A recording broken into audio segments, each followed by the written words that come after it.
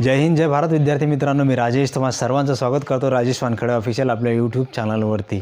महाराष्ट्र राज्य सुरक्षा महामंडळाच्या कर्मचाऱ्यांच्या व्हॉट्सअप ग्रुपवर एक मेसेज व्हायरल होतो आहे की एप्रिल महिन्यामध्ये MSF कर्मचाऱ्यांच्या पगारवाढ होणार आहे। किती होणार आहे तर सरसकट 3400 रुपये होणार आहे। CL ज्या पहिले 8 मिळत होत्या ते 2 वाढून 10 मिळणार आहेत। EL ज्या अगोदर 15 मिळत होत्या त्याच्यामध्ये 5 EL वाढून 20 होणार आहेत।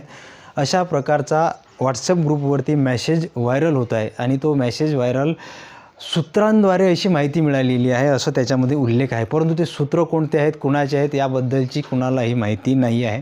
तुमच्याकडे तर असेल तर कमेंट बॉक्समध्ये सांगा।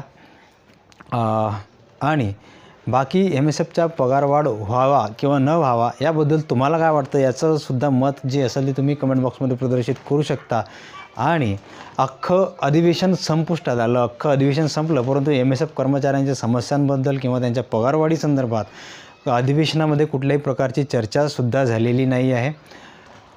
आणि गरज जर आपली आहे, कर्मचाऱ्यांची गरज आहे, तर कर्मचारीसुद्धा आपसामध्ये फक्त चर्चा करतात, परंतु याबद्दल असं कुणीतरी चर्चा घेऊन कुणीतरी निवेदन घेऊनसुद्धा जायला तयार नाही आहे की सर आमची समस्या आहेत, आमचं प्रॉब्लेम आहे, तुम्ही याच्यावरती सॉल्युशन करण्याचा प्रयत्न करा, असं कुणाकडे जाऊन घ्यायला सुद्धा तयार नाही आहेत।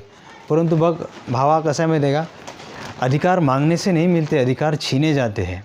मांगने से भीख मिलती है, अधिकार छीनने से मिलते हैं, और अधिकार छीनने के लिए ताकतवर बनना पड़ता है। ताकत संगठन से आती है और तुम्हारी ताकत छीनी गई है, संगठन तुमको बनाने की अनुमति नहीं है।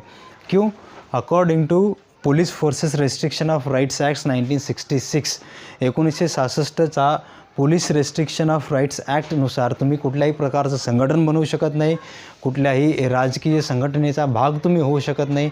अशा पद्धतीचे तुमचे अधिकार जे आहेत ते काढून घेतलेले आहेत। तुम्ही कर्मचारी आहात एखाद्या संस्थेचे, तर तुम्ही निदान कमसे कम आवाजसुद्धा उठवू शकत नाहीत। अशा पद्धतीचं काही असताना मग आपण आपल्या समस्या मांडायच्या नाही आहेत का, आपल्या समस्या आपण बोलायच्या नाही आहेत का, कुठपर्यंत घाबरत राहणार?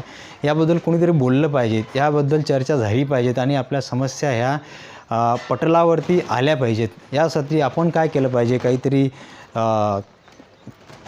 कृती कार्यक्रम याच्यासाठी काही असू शकतो का, याबद्दल तुम्हाला काय वाटतं कमेंट बॉक्समध्ये सांगण्याचा प्रयत्न करा।